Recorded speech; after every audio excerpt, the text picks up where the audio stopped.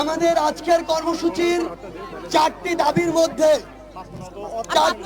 মধ্যে ১ নম্বর দাবিটি হচ্ছে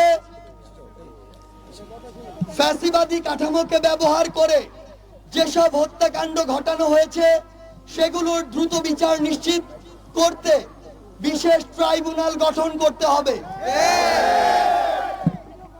২ নম্বর দাবিটি হচ্ছে সংখ্যালঘু ভাই বোনদের উপর আওয়ামী লীগ ও ১৪ দল সহ যারা পরিকল্পিত ডাকাতি ও লুণ্ঠনের মাধ্যমে গণ অভ্যুত্থানকে বিতর্কিত করার প্রচেষ্টায় অংশগ্রহণ করেছে তাদের বিচার নিশ্চিত করতে হবে। ৩ এবং ৪ নং দাবিটি উত্থাপন করবেন বৈষম্য বিরোধী ছাত্র আন্দোলনের অন্যতম সমন্বয়ক হাসনাত আব্দুল্লাহ।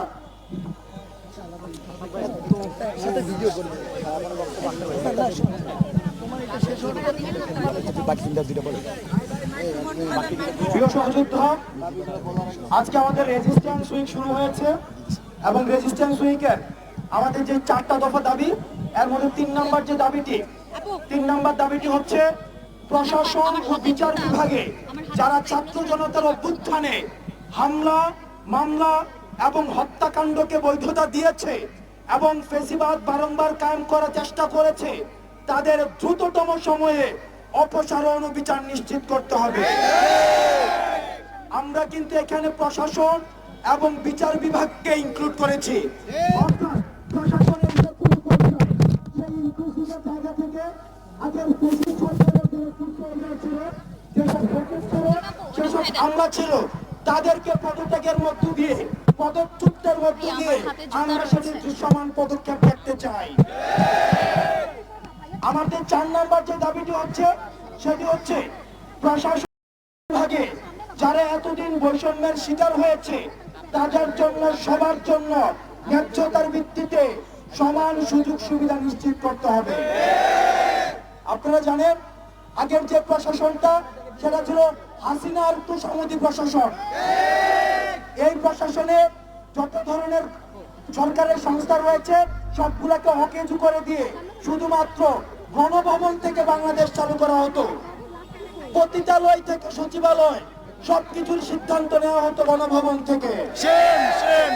এবং সেখানে রাষ্ট্রের যে অন্যান্য যে প্রতিষ্ঠানগুলো রয়েছে এই প্রতিষ্ঠানগুলোকে তাত্ত্বিকভাবে অচল করে দেওয়া হয়েছে এবং সেখানে যারা যোগ্য এবং মেধার ভিত্তিতে যে আমলারা ছিল আমলাদেরকে বঞ্চিত করা হয়েছে। 4 নম্বর দফা দাবিতে সেখানে স্পষ্ট করা হয়েছে এতদিন ধরে যারা দলকানা আওয়ামী বঞ্চিত হয়েছে তাদেরকে মেধার ভিত্তিতে, ন্যায্যতার ভিত্তিতে আবার সুযোগ সুবিধা নিশ্চিত করতে হবে। ধন্যবাদ হাসনাত আব্দুল্লাহ ভাইকে। আপনারা দেখেছেন বিগত 16 বছরের ফ্যাসিবাদ আমাদের সবগুলো প্রতিষ্ঠানকে ধ্বংস করে দিয়েছে। সে পুলিশ প্রশাসনকে ব্যবহার করে আমাদের উপর গুলি চালিয়েছে, বিচার বিভাগকে ব্যবহার করে বিচার নিশ্চিত করে নাই। আমরা চাই প্রত্যেকটি পদে পদে এই ফ্যাসিবাদের দোষরদের বিচার নিশ্চিত হোক।